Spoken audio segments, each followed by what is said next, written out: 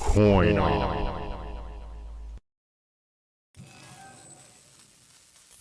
Hello YouTube, this is Robert with CoinOp. Today in this video we're going to do a year in review 1983. Now before we get started, I'd like you taken down in the comment section below. If you have any ideas on a year in review, how to make it better, please feel free to let me know. Make it coin related, we'd appreciate that. While you're down there, hit the thumbs up. And there's a subscription button right there and a bell if you'd like to take and be notified anytime YouTube's CoinOp goes live. In 1983, this mint was still having problems with blistering on the blank planchets. This was because of the zinc copper coated. They just never got that resolved yet. So some of these coins, when you're looking at them, I'll go a little bit further into detail whenever we go into the coins. However, there's going to be an issue there I'd like to point out. Also, there's going to be a couple bonus coins at the end of this video, so we hope you watch it to the end because they're going to be very, very valuable. So let's look at a little history of what was happening in 1983, and then we'll look at a few coins, and I'll be back at the end to give you a few more important pieces of information about what's coming up. So stay with us. In 1983, the average price for an ounce of gold was $424. The price for a half a gallon of milk was $1.13. This was at the grocery store. A dozen eggs would have cost you about 89 cents per dozen, and a loaf of bread was about 54 cents per loaf. Headed out to the gas pumps, it would have cost you between $1.16 and $1.25 per gallon for a gallon of gas then. A new car in 1983 would run you about $10,607. If you was to get a new house, the average would be $82,600, depending upon where you would live. In other news, on June 18th of 1983, Sally Ride became the first American woman in space on the Space Shuttle Challenger, the STS-7 mission. I would like to note, though, that 20 years earlier, the Soviet Union had already sent the first woman in space. So that was on the Vostok 6 in 1963 in Russia. Other things happening. On July, Mario Brothers, the game, debuted. This game featured Mario and his brother Luigi, two plumbers who both battle sewer creatures in New York. Go figure that. It was not initially a successful game at the time of its release, as the gaming industry was going through a crash, but it became a successful series of games after the release of the Super Mario Bros. Later on the Nintendo Entertainment Systems, or better known as the NES. In 1983, DNA profiling was used for the first time forensically in solving a case in England. It resulted in the conviction of a local bakery employee who coerced his co-worker to stand in line for him when producing a blood sample was needed. They found out what he had done, and he ended up getting convicted. Now, let's go look at a few coins. Before we get started, in 1983, the mint was still struggling with the plate blistering problem with the Lincoln cents. Here I'm showing an example of a very nice variety for 1983. The one on the left has clearer fields, whereas the one on the right has some plate blistering problems. I took, and for me, the one on the left has got the much clearer fields, and of the two coins, I would pay a little extra for that one on the left. So I just wanted to point that out before we got started. The first coin that we are going to look at is going to be the one I just showed you, the 1983 Philadelphia Double Die Reverse. This is in the Cherry Picker's Guide as the FS801 Double Die Reverse. In a mint state 63, you can pick up an example for about $225. A 65, the value goes up to $400. In a 68, there's only a population of 3. The price goes up to $8,500. Now on July 9th of 2017 at a Heritage auction, a PCGS 68 Red sold for $7,050. The next coin we're going to look at is a 1983P. This one happens to have a cud on it. Now here you can see the cud in this photograph. In a Mint State 63, they go for about $250. In a Mint State 64, $750.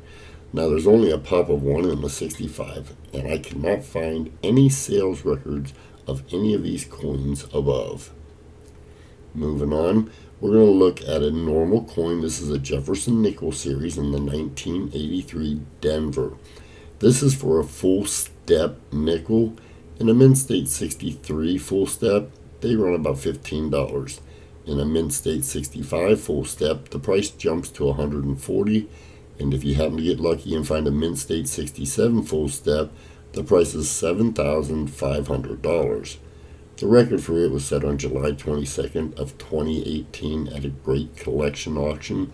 A PCGS MS67 full steps sold for $5,906.25.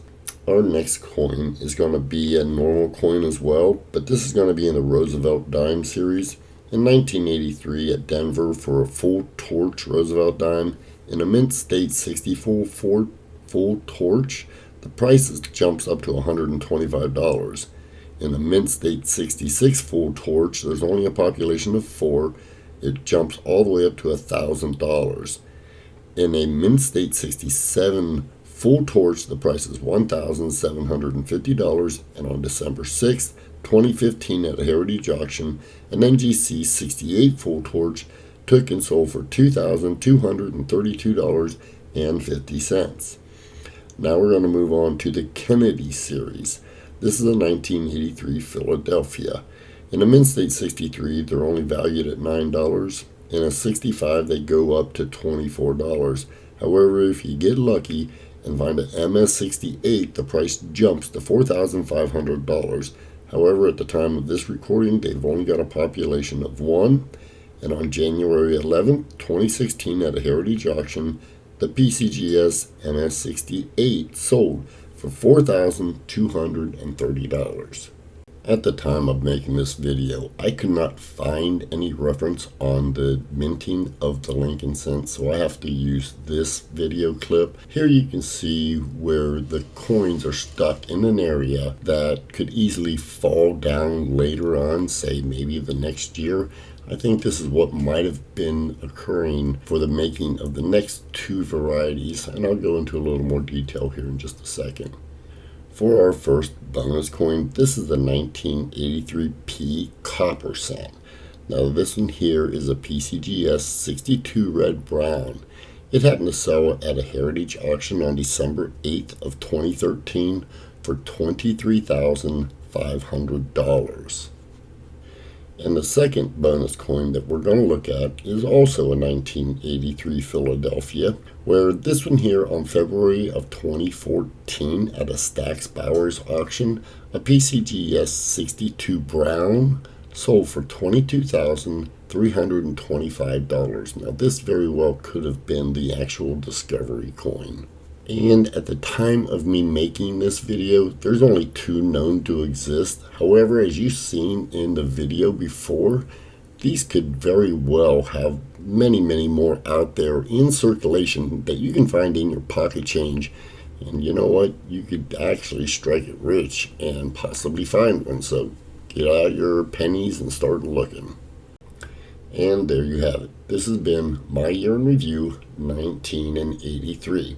We hope you liked the video. We hope you hit the thumbs up, and we hope you subscribe for more content just like this on Year in Review. Don't forget to leave a comment down below if you happen to think of something coin related that we can make these videos a little more interesting for you, the subscriber. We appreciate all the support. Thank you very much. And don't forget, the 1983, it normally weighs 2.5 grams. So if you find one that weighs 3.1 grams, you've got a coin that's very valuable, and it's a coin that can definitely be found in your pocket change. I'd also like to remind you at the end of this video, I'll be leaving a flyer that shows for the 38th Annual Numismatist Exposition here in the greater Cincinnati, Ohio area at the Sharonville Convention Center. It'll be held July 29, 30, and 31st. In order to get in on the 29th, you have to have an early bird badge, which is a very, very affordable $40, and it allows you to get in early all 3 days when the dealers get in, and deals are struck all the time. I do it every year, but I'll be setting up, so that'll be a reason why I get my badge early. However, we hope you enjoyed the video again. Hit that thumbs up, subscribe, hit the bell, and you'll be notified anytime we go live, and we go live 3 times a week for auctions. Take care, everybody. Have a wonderful week, and as I always like to say, happy hunting, folks.